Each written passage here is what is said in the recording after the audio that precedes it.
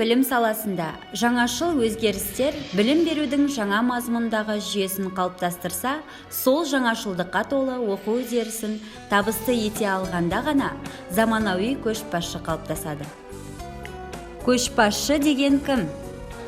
Көшбасшы мықты және жеке қасиеттердің иесі. Нағыз көшбасшы тың идеялардың иесі болу керек. Сіз үшін көшбасшы деген кім?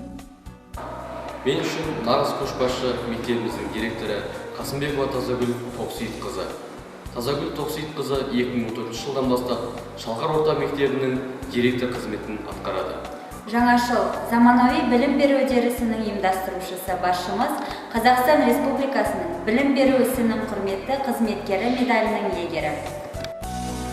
Табысты көшбасшы деген кім?